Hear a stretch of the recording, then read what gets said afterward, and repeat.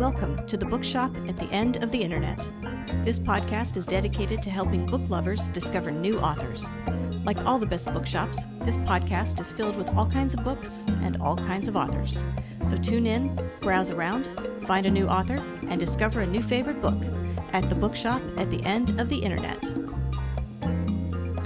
I'm Stacey Horan, author, book lover, and host of the Bookshop at the End of the Internet. This is episode number 158. For more information about this or any of our episodes, go to my website, staceyhoran.com. If you enjoy the podcast, leave us a review, like us on social media, and share us with your friends, family, and fellow readers.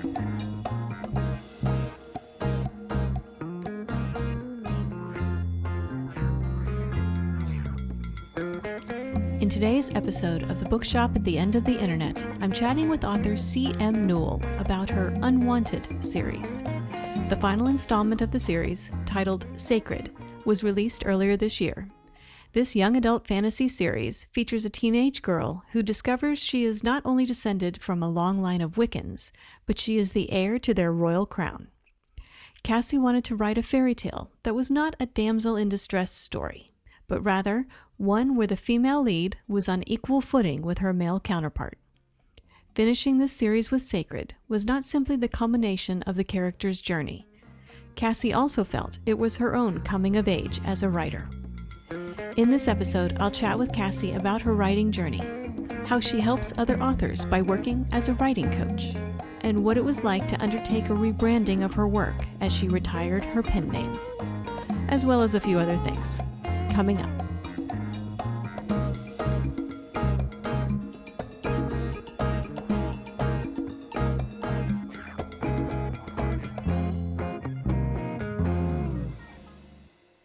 Cassie Newell, I want to thank you very much for joining me today on the podcast.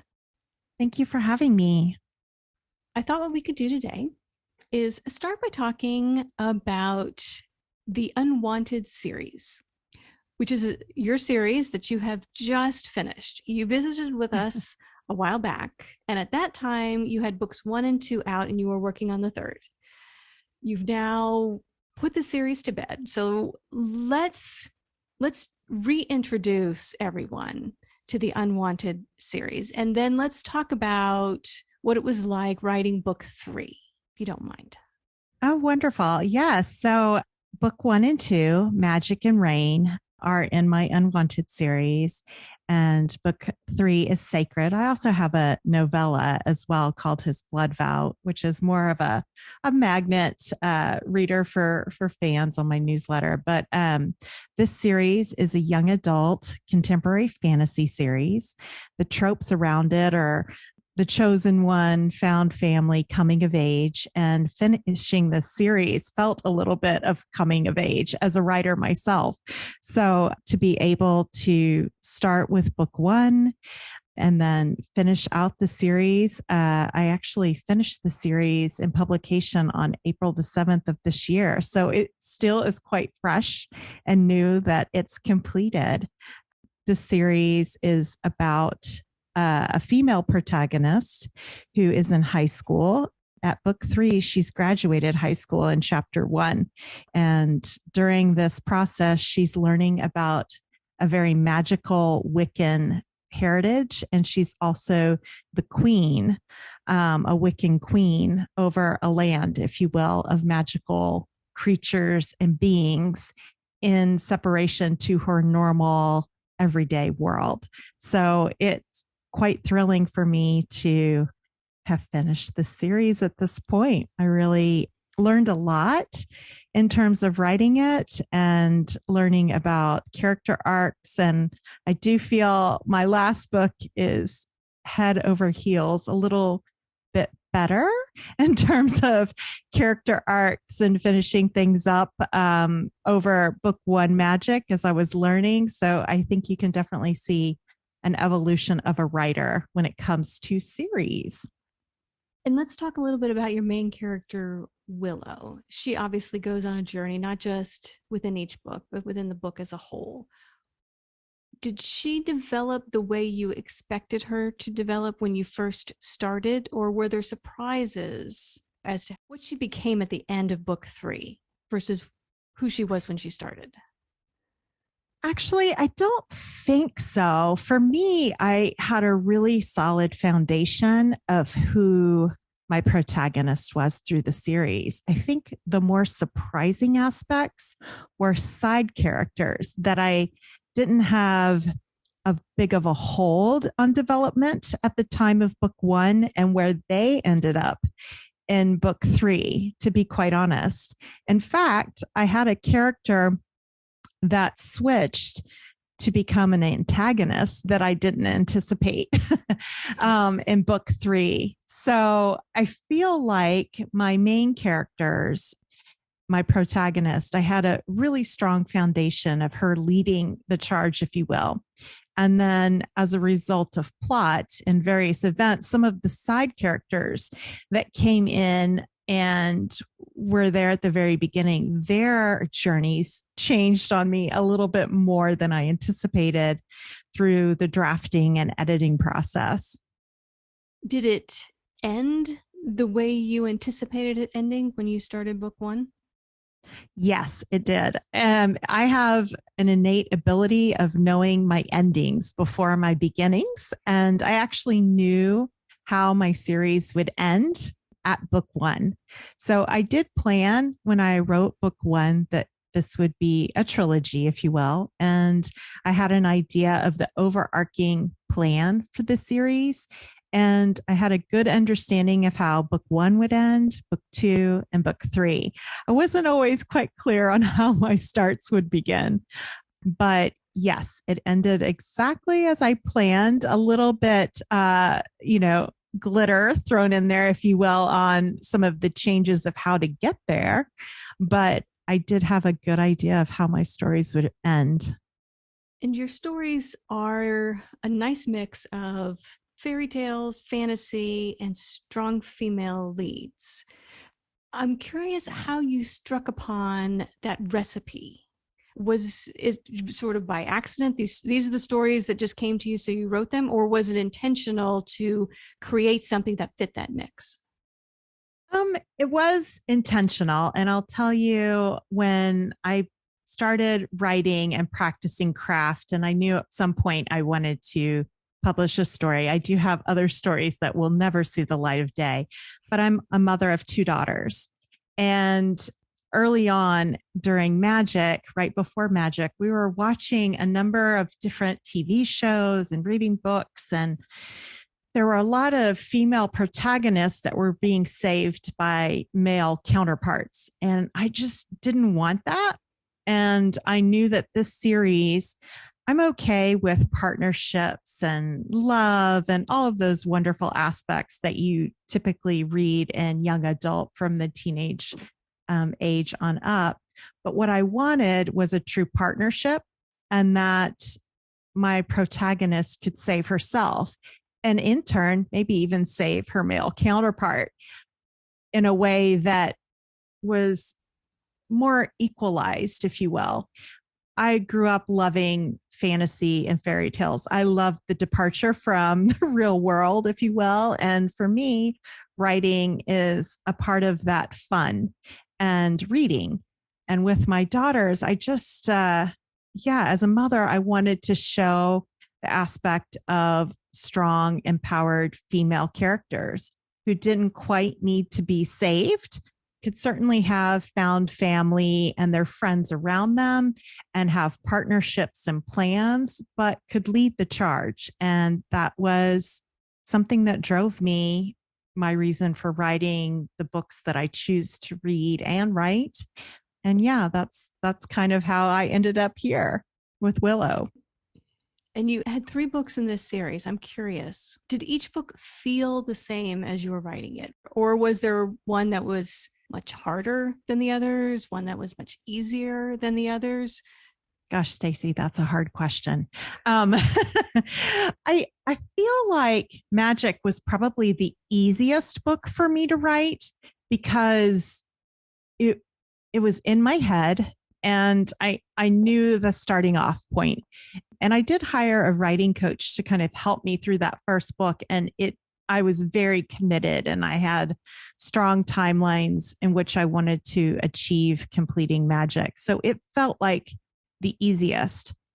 Rain, the second book, was the hardest for me to nail down exactly all the character arcs and the plot points for the story. I actually wrote that draft and trashed it and rewrote it, I think 2 or 3 times, if I recall that. And Sacred, for me, I felt like the final book was probably the most heavy on my shoulders, because you start to have a little bit of a following or readership, and you want to do the characters justice. You want the readers to be satisfied with the ending. And I was going for an ending that's not quite the norm of an ending. So, you kind of wonder, well, did it pay off? Was everybody happy with the story I'm presenting? And looking back at the 3 books, I think Rain, I'm probably the most proud of, because it was the hardest struggle for me, but I was so satisfied with it being the middle book, and being kind of the overarching, pivotal point for this series at the end of that book. And Sacred, I feel like it was my big exhale. And when it was done and the final edits done, I just was so satisfied with how it all came together. It was the book where I have refugees, and I was the most scared to tackle that topic. I don't know that I tackled it on, what I would call a literary level, but it's certainly a backdrop in the setting of this book. And it made me nervous to address that in a young adult book that, for me, I like my stories to move quite quickly. And so I didn't want to spend a lot of background time on things that weren't moving my characters forward. So I felt, I guess, the most relieved and the most satisfied with Sacred. But I'm probably the most proud of Rain, because it was the hardest for me to finish. And it took the longest, actually, for me to finish. Really? How long did it take start to finish when you first started that draft on magic to releasing Sacred this past year? Well, interesting aspect of this is that I changed my author name. My pen name, if you will, was Mira Monroe for Magic and Rain. And I had launched those in 2020. And then I relaunched them in 2021 around the same time in the fall, August, October timeframes. And then Sacred just came out in April. So, looking at all of that, it's taken me about 3 years, but Magic was the very first book that I had published and kind of pulled out before Rain had come to fruition. Its initial publication date was actually 2016. So it seems quite long ago at this point. But overall, when I finally decided to dive in and finish the series and complete what I started, it started in 2019. And so just finishing April of 2022. Okay. And let's talk for a minute about pen names. A lot of authors use them. What made you want to use a pen name when you were starting out? Sure. So for me, I actually work in clinical research, and it's a fairly serious job that I work full-time in. I am not a full-time writer. And at the time, I thought, well, I would rather use a pen name, since I'm writing young adult fantasy, to separate the two. And as my career has progressed with authorship, I'm also working to become a certified book coach. And I've been coaching writers as well. And I decided at that time, my time is short, and to have a lot of different pen names or different identities around business models, it wouldn't suit me. So I decided to consolidate and remove the pen name. I continue to work in clinical research full time. And I also am building, brands around my authorship as well as coaching and nonfiction, such that I decided to, remove the pen name and just relaunch under my name and go from there. And what was it like relaunching the book? It's very nerve-wracking, to be quite honest, because you're thinking, okay, I haven't finished the last book and it's going to have a different name. Do I have an ISBN with my previous pen name for those that might want to collect books, or, how will this be received? And I have a fairly small readership. I'm not one of, the top bestsellers on the New York list that have thousands and thousands of people who are in the readership. So for me, it was the right time, a small enough readership and a supportive readership, in which I explained why I was changing and moving from my pen name to myself. And yeah, it's nerve-wracking. It's a lot of administrative work. You don't realize it until you really start diving into it. But I am a woman of to-do lists, and I'm checking things off as you go. But you're also, looking at your metadata for your current books, and you're having to change that, as well as ISBNs and making sure everything aligns. It's quite the effort, really, to change from a pen name on books that are previously published. But worth it in the end, would you say? I think so. I do. Yeah. I don't necessarily hide what my pen name was at all. It's actually in my author profile in Amazon with other retailers. I just think that it's a better stepping off point for me as I'm growing as an author myself, and the things that I want to do moving forward in nonfiction and in fiction. It's just keeping everything much more simple for me, who is juggling other things and my full-time job. So it just makes life easier for me. So yeah, right. The balancing business model was strategic. Well, let's talk about your other goals. What would you still like to do as an author? Oh, so many things. So I have my book, I have a duology I have planned, actually, that is young adult fantasy that I can't wait to start.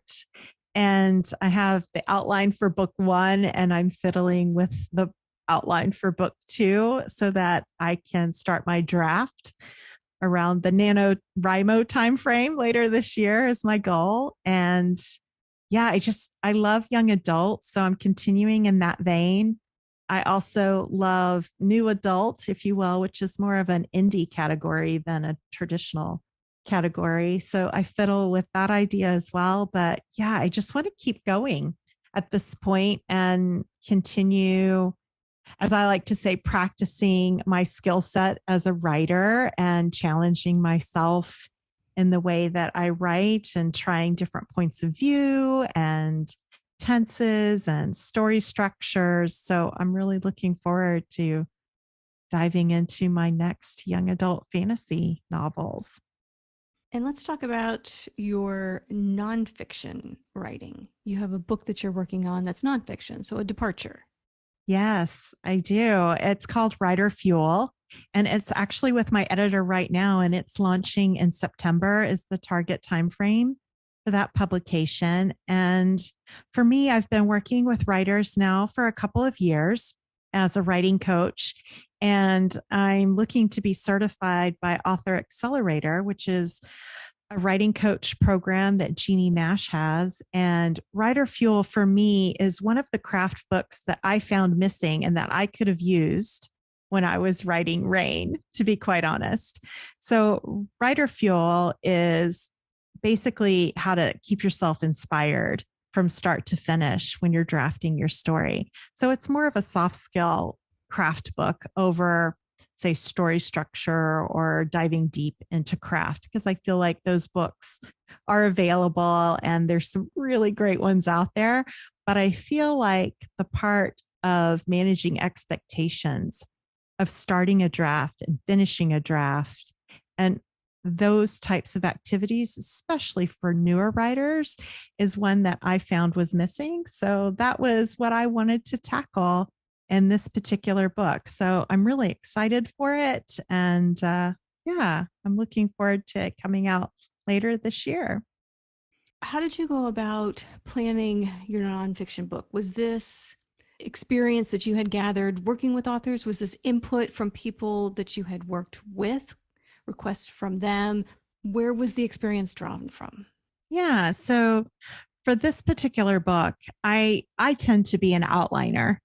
So I went to another writing coach. Can you see a theme here? I do love writing coaches. I love collaboration. So I did work with a writing coach on my nonfiction who specializes in nonfiction, and basically completed a blueprint on what this book would be, what it would entail. I even drafted out my sample chapters and things of that nature. And a lot of it is driven from my experience in writing a series, my struggles between book one and book two.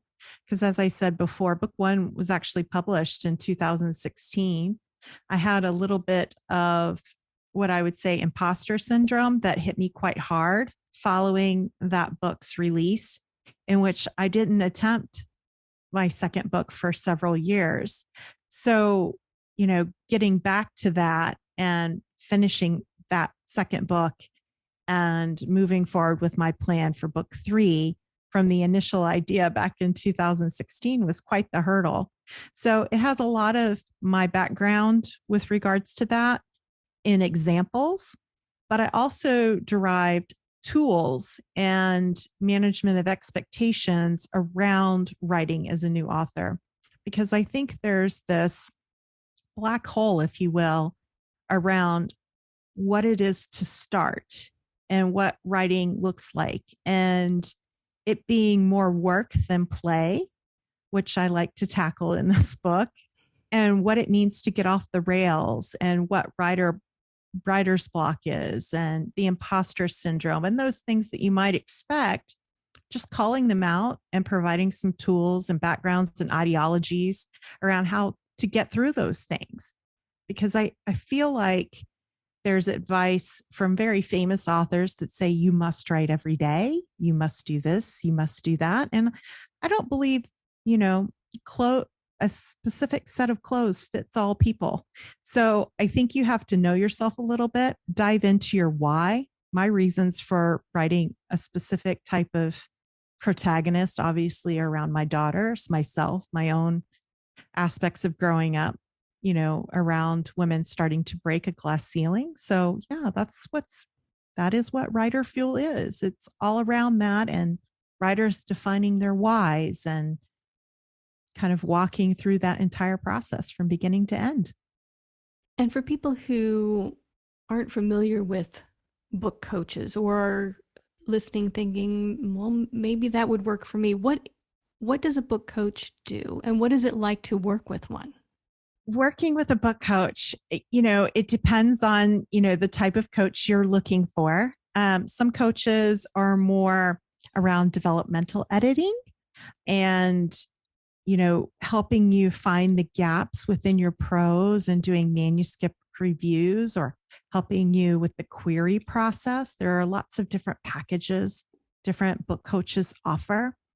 The book coaches I gravitate to are the ones that are helping me define my story and my goalpost of structure. Doesn't mean it's a full rigid outline, but I do like outlines because I'm time short. So for me, having a good, blueprint, if you will, like a house of how I'm going to build it is always helpful. And being able to talk to a book coach to bounce ideas off of during our sessions and maybe submit pages is really helpful to me. And most book coaches, especially through Author Accelerator and Fictionary and other different certified places for book coaches, have those types of models in place to help writers, find who their protagonist is, what their goals are, what their starting, personality is, and what their arc would be at the end of the book. What is their grand discovery for themselves, and how have they changed through this story journey? Defining their antagonist, the same type of things. They've got to have a goal as well. And those are the things I think as new writers, we tend to focus on, maybe a character or maybe an event, which is, a plot point, but not always drawing out exactly where, the starting point is or where the conclusion will lead to. And what I find with book coaches is being able to bounce those ideas off of them and knowing that they understand story structure, they help guide you through that pathway so that you really understand the story that you're trying to develop versus, an initial idea or premise you may have. It just allows you to fully define what that will look like. And that's why I like working with book coaches. And you mentioned you have a work in progress, the duology, young adult fantasy. I do. Were you ready to dive into those outlines and preparation for those stories as soon as you finished Sacred and put it out in the world, or did you need a break between the two? So I have a little different story.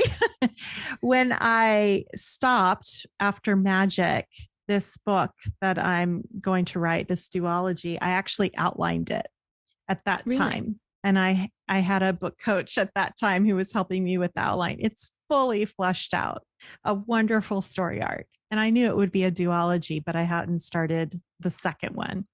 And in my discussions with my book coach, I said, this is the book I want to write. I'm always hearing the advice, write what you love. And I was like, I need to write this one.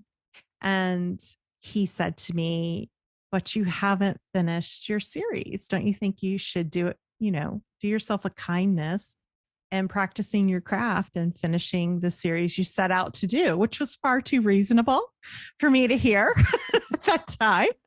And I was like, no, I don't want to, and he just kept saying, well, let's, you can continue forward if you'd like, but I think you should give it a shot. And yeah, I just kind of did some soul searching around that and realized he's right. I'd rather be a more experienced writer with this duology as well. And I should finish what I started. And, I started really working through my why as a writer and my why of the story I chose to first publish.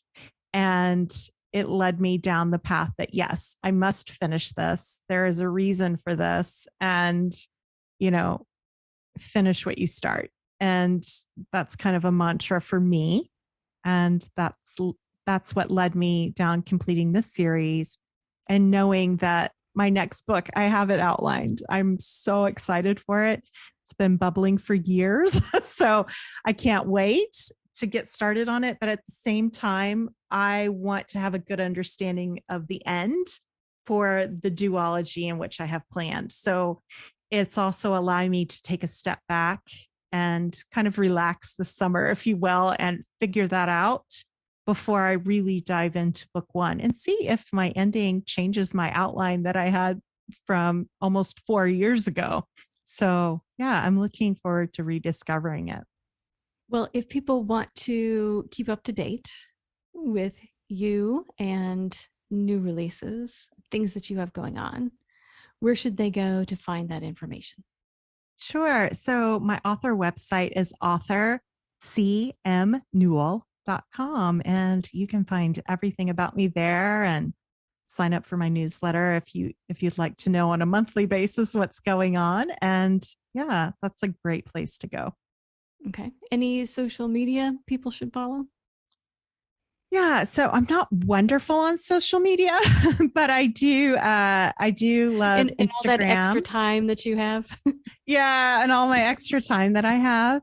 Instagram is probably the one-stop shop to find me the most. And you'll find me at author Sassy Cassie.